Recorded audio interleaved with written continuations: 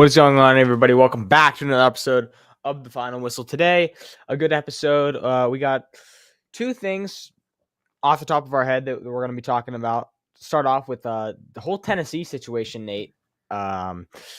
We talked about it last episode, and we honestly got it right for once. What should have happened? We kind of said that, listen, if I was your head coach, you wouldn't play.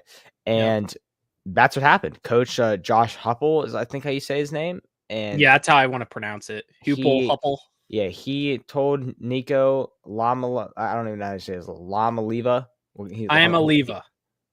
I'm in left. Okay, so yeah, it's practically his name. Play on words. He's out. So they told him to kick rocks. They took down all of his stuff from the facilities. I love that. I think that sets a good precedent for a bunch of kids in your program to say, listen, this is not about money. This is about go out there and ball out, and you're going to make the NFL, then you're going to make your money. This is college football. This is not a money grab. You're here. Sure, making money is now a part of college football. All coaches are going to have to live with that. It's just a way that it's going to be for the rest of their lives. But that's not how we're going to run things around here. I don't like Tennessee, but I respect the hell out of what they did with in this situation. Man, yeah, I'm with you. I respect their head coach a bunch right now. And honestly, I might be rooting for them a bit next year for making this tough decision, because you would think this was a pretty tough decision for a head coach to make. This was your starting quarterback, and it got to the point where he was like, you know what? It literally happened, I think, the day after we talked about it, that he was just released out into nowhere. Imagine being a college student. You're just released like you're a free agent. It's hilarious. Mm-hmm. And I like ESPN was talking about it, and I'll agree with this. There's no winners in this situation. Correct. The coach, Tennessee, they're a loser right now because their star QB just left. I mean, you can't help it, but they're losing in that aspect. But I think the biggest loser are college players across the country, because now they are realizing they are not going to be able to do this, or there are going to be repercussions. There are going to be scenarios where you might be like, you know what? I might be worth a lot more than the NIL money I am getting. But of course, nothing happens good for them now, because this guy ruined everything for every other player that might think that. And now they are not going to go out there and try to do this, because they know more than likely they are going to be cut off the team. We've been talking about it since, like, we talked about it during college basketball for March Madness, this whole NIL stuff. I originally thought when NIL was first going to become a thing, it was just going to be, oh, here, sponsored by McDonald's. Can you do a shout for my car dealership? Can you post something for my organization? Can you show up for an advertisement? I think that's what a lot of people thought it was going to be. But it has turned into practically free agency in college sports. The transfer portal is legit just free agency right now. Correct. You have like players going out acting like they're like Patrick Mahomes, more than likely. You see, like, you've already seen it in college football. James Franklin, I don't like Penn State, but I'll say he did it well. He practically said things need change because his backup QB walked before the playoffs started. He just left. Imagine Drew Aller goes down. Their backup QB is gone. They're down to their third string. I don't think that is right. And I'm really proud that, no, you already brought it, but W for their coach right here, because Nevin says it perfectly. You get rid of a locker room cancer. Like, no offense to this guy, but this was the worst decision he could have made as a player, to go out and say, you know where he wants to go now, right? Where he's favored to go? Where? North Carolina. For Bill Belichick. But here's the thing. Bill Belichick doesn't put up with any of this. So I'm shocked that North Carolina, I think they were 100%. It was like 100% was like the committed thing on him. I don't see that happening. There's no way Bill Belichick's gonna. They shut the door. Okay, well then that makes sense. Now, is he gonna be completely blackballed from college football? UCLA is the favorite. If you're a team, say you're a team like Pitt, Nate, right? You really don't have a chance in football, but you have a chance to go get a quarterback could vary, like in a program like the ACC, a conference like that, a kid like this could really elevate your team a lot. So I don't know, but again, if he wants this NIL and he wants to do this, then I just don't think it's worth it to deal with the type of cancer, because a lot of kids that are on this team, we talked about it last episode, are not here for money. They're not making a dime. Some of these kids aren't even on scholarship. They're fighting for scholarships. Yeah. And this guy wants $3 million. Now, I heard that last year he was going to sit out the playoffs because he wanted an extension. You're a college kid. It's 4 years. He threatened to sit out Maybe the playoffs. 5. Apparently, last semester or last playoff run. He ended up playing, but it was like a threat, basically. You're a college student asking for an extension on your college contract, like you're not already on scholarship, and You're not there for a freshman, sophomore, junior, senior year, maybe a 5th. Maybe graduate school if he's smart, if he wants to be an academic scholar. So it's so whack. You brought up the Pitt thing. If I were Pitt, I would not do it. Just because they already got Eli Holstein. I think they just want to trust him. They also have other guys that have been they've already been with the college for long enough. I feel like the UCLA thing being the favorite, I could totally see him hopping to the West Coast. UCLA, USC, any of those California schools, I could totally see, because I can tell, like we saw with USC when this NIL thing first became a thing, like they gave Jordan Addison the bag to leave Pitt, and that was the first big fiasco for, me personally, because that was my favorite college team, losing their best wide receiver to a school in California that has the big bucks. Correct. It is honestly, I'm worried for college sports in a couple years that we could get a lockout at some point. Imagine a lockout in college sports. Could you imagine? Because you already have an NCAA players association made up of past players, that just a board of directors type of thing. Do you are they going to have an active players association at some point with top college athletes? Imagine one that was headlined by Archie Manning. Imagine he's like Paul Skeens is on the board for MLBPA right now. He's one of the players that was voted in. So could this happen? I really hope not, because it's going to get to a point where some players might want a lot more money and some players might be I just want to play football. I could care less about the money, which I think when you're in college, that's probably how you should think, because I feel like this guy in particular, he could prove us all wrong. If he goes to the NFL, I think he's going to get humbled the way this is all playing out. I think he is in for a rude awakening. I think any NFL team that is looking to sign him next year, because he will be in the draft class next year. This guy is one of the big reasons the QB class next year is supposedly better than this year's. But it's going to get to a point where a team's going to go into their draft room, maybe interview this guy, and honestly, they might ask him, what happened? Imagine, per se, I don't know. You're wearing a Steelers shirt, so I'll just say this. Mike Tomlin, Omar Khan, Rooney go into a pre-draft meeting where they meet with the players. They could definitely ask this Nico Iamaleava guy, what happened at Tennessee? Why did you do that? Why did you think that was the right decision? And I would hope this kid can find the best answers possible to kind of right this wrong, because this was the worst decision I think he could have made as a college student. Podcast and talk about how he was done wrong. Yeah, I don't, and there'll be people, of course, that agree with him for some reason. But the best part about this is I haven't seen a lot of those people. A lot of people across the board, even fans of rival SEC schools, are are you stupid? Good for Tennessee for doing this. You said it too. You don't like Tennessee, but good on Tennessee for doing this. This was a good move. And it's sad to say, I love this ESPN headline. There's honestly no winners right now in this contract dispute, because schools now, it's not just Tennessee, are going to realize that players might do this to them. And they might lose one of their best players because of this. And then the players are also the losers, because you know what? Maybe some of them might be worth more money than they are getting on scholarship. But they're going to see this and say, you know what? Maybe because of this Nico Iamaleava guy, I'm going to be portrayed as the villain. And I'm not going to be given this, and I could get cut off my team.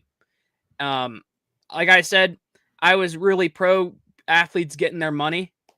Especially, I thought it was just going to be advertisements. I guess a lot of us didn't read into it a bunch, and it turned into something bigger than what we thought it is. We talked about it during March Madness, Danny. The SEC, the ACC, the power surge in college basketball has completely shifted. Remember the days it used to be the Big East and the ACC? The ACC, I think, had 4 schools in March Madness last year. 4. Like, and then you see, I guess, college football playoff. It was a big money grab. It wasn't really a good playoff until maybe the 3rd round. But like other than that, it's kind of like, let's increase the playoffs, more advertisements and all that. And I was like, let's do this. And then the games just weren't that entertaining at first. I hope they can fix it next year. I really do. It says, sad part is Tennessee is willing to pay $4 million for a QB in the spring window, which means they didn't like the way Nico handled things. Of course you don't like the way he handled things. I mean, that was, I feel like their plans were to have Nico Iamaleava as their starting QB. Because this guy is a NFL prospect. Why wouldn't you? Tennessee has aspirations to win a playoff. I would think so. Yeah. They're a top dog in the SEC. Constantly. And I don't know what they're going to be doing now, man. I'll throw it to you about this. I went on a little bit of a tangent, but I've been thinking about this for days now. It's like... I think it's garbage. Listen, I was 50-50 on this whole NIL thing to begin with, right? I was like, okay, listen, these kids are already getting paid per se with scholarships. You're getting a free education at some of these schools or great schools. But at the same time, I think that these are also like a guy like Travis Hunter last year. Like he should have been like, there's no reason Travis Hunter can't do a Subway commercial or do a Foot Locker commercial. But I think giving contracts to kids at this point should not be a thing. I think that you could use NIL as a lure, like, okay, listen, if you come here, we're going to get you a Subway deal. Or like if Oregon's like, hey, if you come here, we're associated with Nike, like yada, yada, yada. But waiving these contracts and having extensions and stuff is sickening. And it's not what college sports is. Soon we're going to have like IMG Academy, high school is going to be waving bags of money in front of people's faces. Well, you already see that in some place with high schools trying to recruit people. Oh, yeah. I mean, high schools do recruit people, but it's money getting involved now. I would be shocked if Nico is going to land on a team that's top 25 now. I think that a lot of these programs have more class than to sign someone like him who's clearly not in it for the team. Clearly is just there for money. But here's the thing, Nate. If I was a quarterback and Nico is not a NFL caliber quarterback, I don't think. Yeah. By any means. So if I'm him, I'm like, okay, listen, I don't think I'm going to go to the NFL. I'm going to get as much money as I can before I, just be done playing football. I can retire at age 24. Like, take his COVID year, his redshirt year, play 5-6 years of college football, and then never play football again. Yeah, that's a great point. I think if he's going to make the NFL, he has a lot to prove this next year. Like, if he goes to a school, if he gets a starting job elsewhere, which I think he will be a starter next year, wherever he goes, I think, because he was a starting quarterback in the SEC for a top program. Whenever he goes somewhere else, he's going to be tested, I think. I do like that aspect because you see it in other sports. Like, we just had the WNBA draft, for example, last night. A bunch of the people that got drafted made bank in college because in a sad situation, the WNBA is not paid as much as like the NBA, MLB, NHL. You know what I mean? Like Paige Beckers made a lot more money at UConn than she might in the WNBA, which is kind of sad. But I mean, it is what it is. Hopefully they fix that. Because honestly, this might get on a different subject, but this is talk for another day. I think the WNBA might be on the come up in a couple of years. I'm not going to lie. I've been thinking about that lately. The last 2 draft classes, you have a lot more popular people amongst like the young public. But yeah, back to this. It's such a whack situation. I really do think.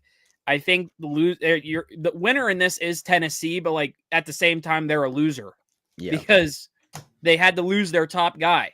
They lost the guy they were hoping would help them mainly get to the college football playoff. I think Tennessee can still make the college football playoff, but it's going to be curious to see how this has affected the locker room morale. I'm really curious to see what, I guess, the rest of this summer looks like going into like when they start going to workouts. I know Pitt just did their spring game.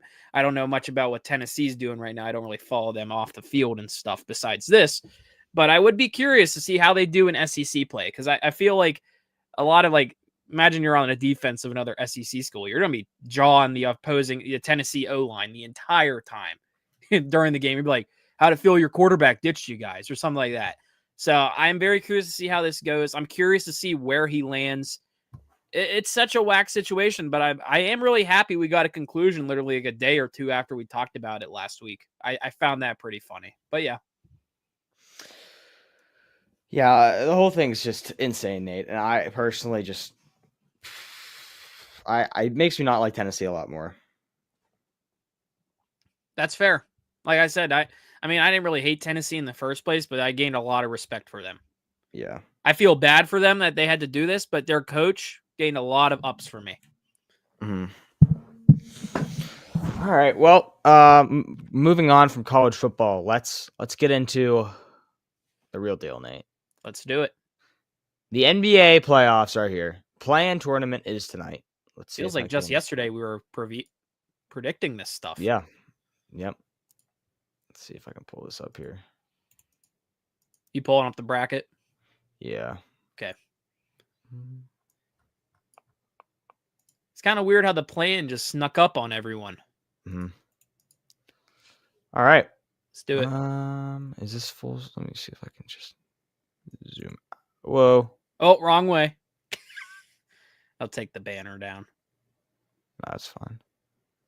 See if I can just get this perfect. Oh. Let me see. That's there fine. We go. I'll take that right there.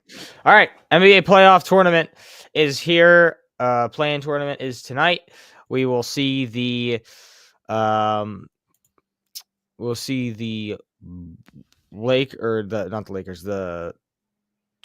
Warriors and the Grizzlies play, and then I believe the Hawks and the Magic play today as well. Yep. Damn.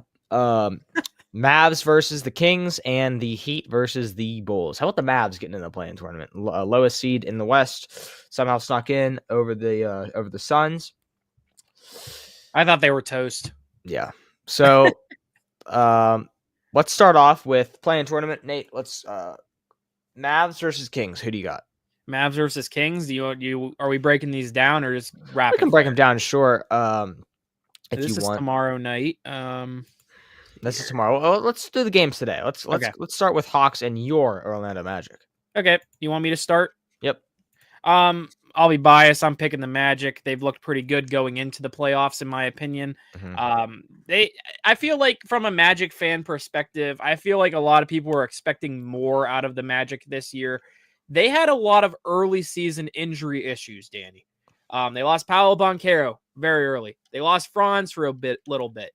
Then you see these other guys, Mo Wagner for a little bit, Jalen Suggs, and of course Mo Wagner and Jalen Suggs both got hurt as well in this stretch. But you saw these guys push through this and help them win games, get on a nice, tough stretch. But it was funny, once the stars came back, once everything kind of aligned right for them, they became not good. It was really weird. The team just kind of lost all its momentum. They managed to finish 500, 41-41. They still won the stupid Southeast Conference. I hate how these teams are like, oh, we're the champions. It doesn't mean anything because it's not even a guaranteed playoff spot in the league. But with the Magic, I like how they're playing going into the playoffs. They've won 4 out of their last 5. They did just lose to the Hawks 117-105. So that not really that decent. That was the last game of the year. But they did have wins against the Pacers, Celtics, Hawks, and Wizards. They beat the Celtics 96-76, probably one of their better wins down the stretch. Honestly, if you're one of these teams, you have 2 chances. I think the Magic and the Hawks will both be in. I am going to pick the Magic tonight. This is a huge game for them. I'm very curious to see how, they're going to lose to the Celtics in 7. I wouldn't be surprised, though, if they win 1 or 2 games, because for some reason, the Magic play pretty good against the Boston Celtics. But yeah, I'm taking Paolo and the Magic tonight. Yeah, I'm going to go with the Magic as well, Nate. This is clear cut to me. Excuse me. I think that this Magic team just flat out better from their starting five than the Hawks. The Hawks have been a team. They won the play-in tournament, and or no, they didn't. But guys like Trae Young can get hot, and this just depends on a trade. This is a one game. This isn't a series, right? Yeah, no, the playing game is one game. So loser of this has another chance, however. Yeah, and then I think the next one you don't. But yeah, so if you lose, but this is a game Trae Young can just get hot and win it. But I don't think that's going to happen. Magic are going to win this one, I think. Yeah, loser of this plays the winner of Bulls Heat tomorrow of that game. So, all right, next game, Grizzlies Warriors. Nate, this one scares me because the Warriors are a dangerous team. And they got hot at the right time. They traded for Jimmy Butler and have become one of the best teams in the entire NBA since then. They got to play the Grizzlies. These two teams have history. They don't like each other. Draymond Green doesn't like half the team. They always fight. John Morant has been in hot waters. Everyone knows, but I really hope the Grizzlies win this match because I don't want the Warriors to have to play the Lakers at all. Yeah, I get your perspective there. Actually, no, they would play the Rockets. Yeah, but then they. Oh, yeah, I see where you're going with that.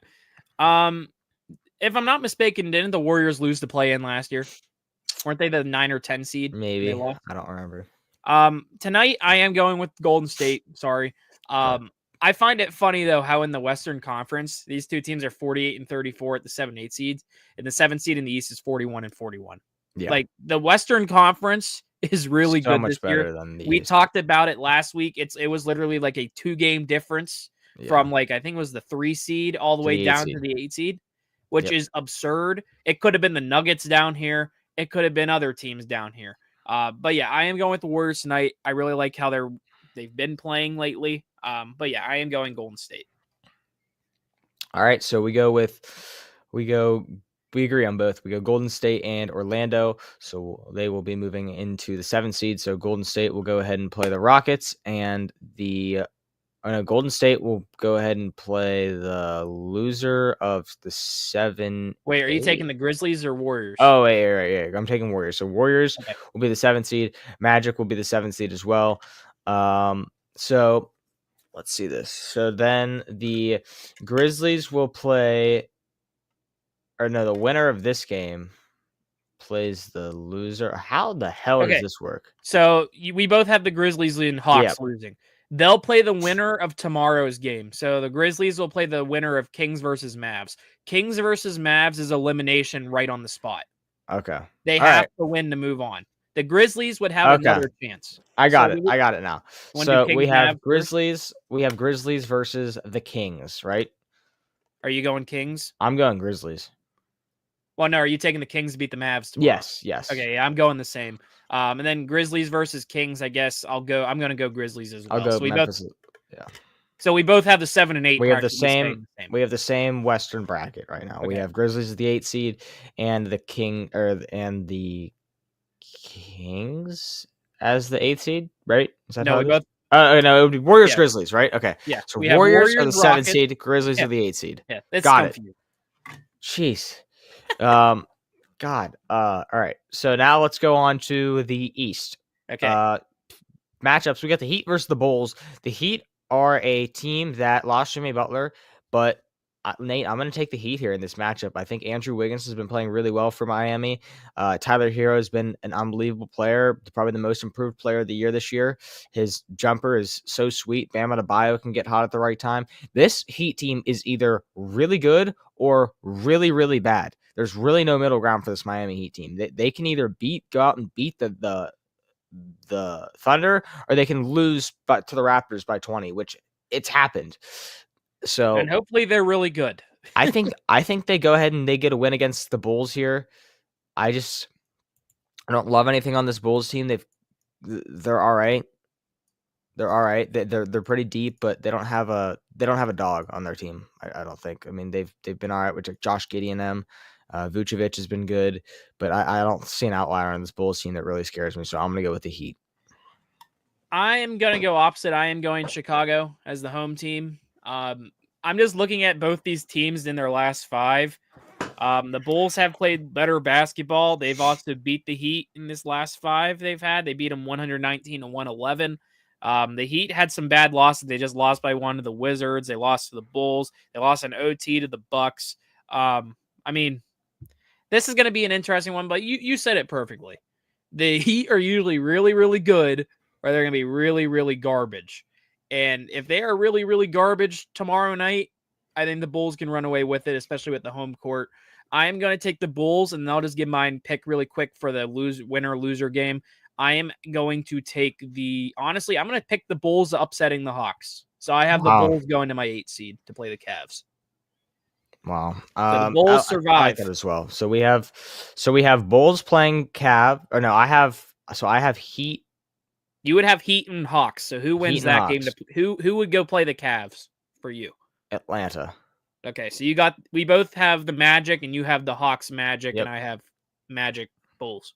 Mm-hmm. Okay, how do we want to do this now? So Cavs. So you have who's your 8 seed? Bulls. Yep, Bulls.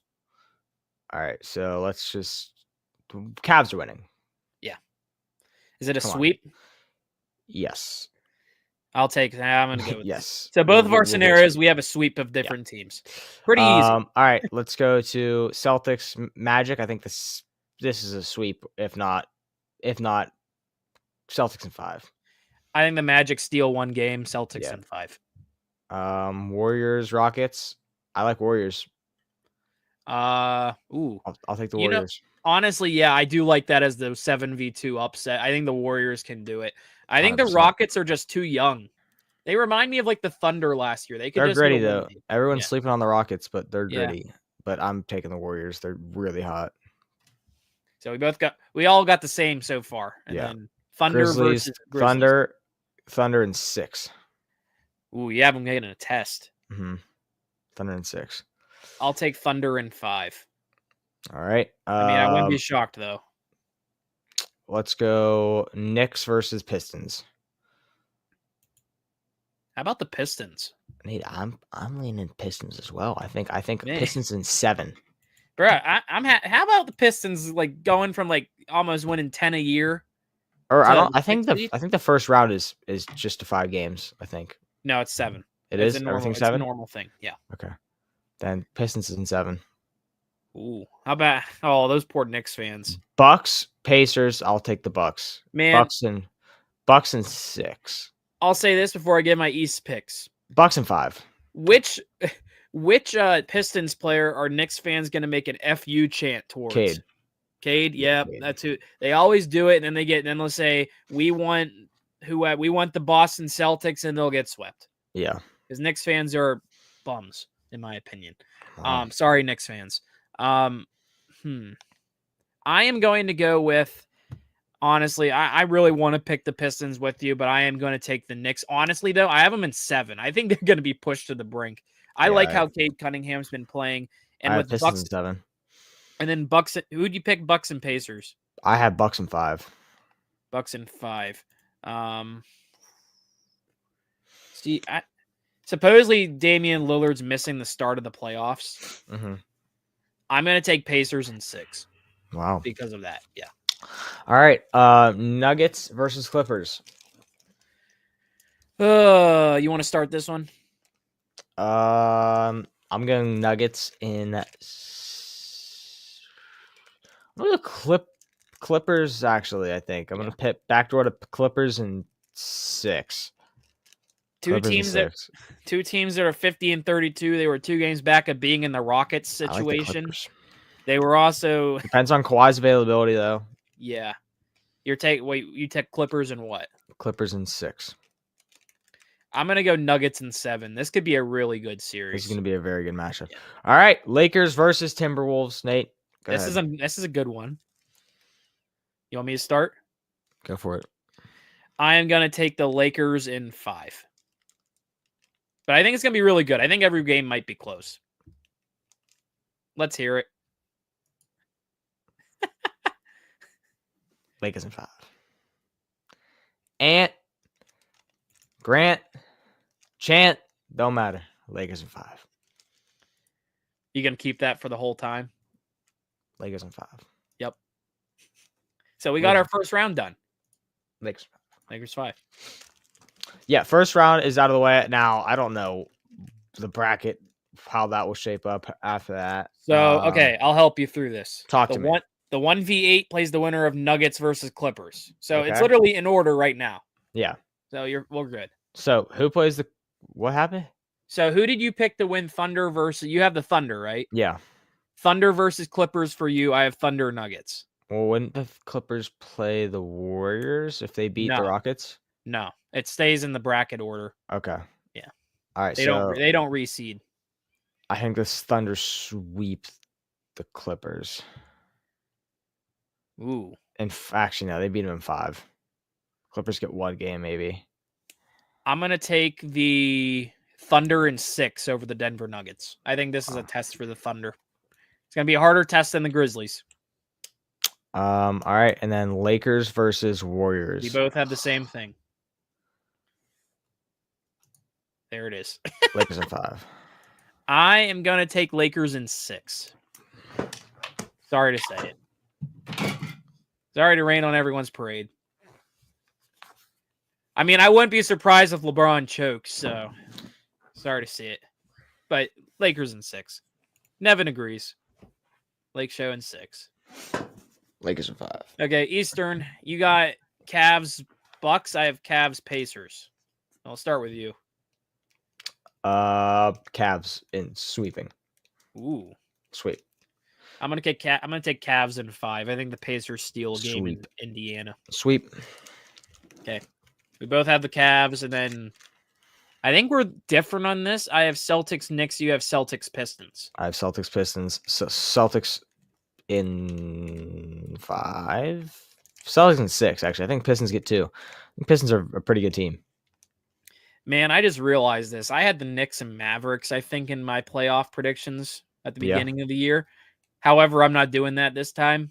I have the Celtics beating the Knicks in 7. I think this is going to be a really good series. Yeah. So we both have the same thing, I think. Thunder, Lakers, and Cavs, Celtics. Yep. The Cavs Celtics is going to feed families. Is this Yep. to go to the finals? This would be? Yeah. These are our finals. And then Lakers Thunder? Yeah, we both have the same thing, just different ways. Yeah, this is a lock. I'm not kidding. This is 100% how it's going to be. This Final Four. This Final Four 100%. Doesn't matter.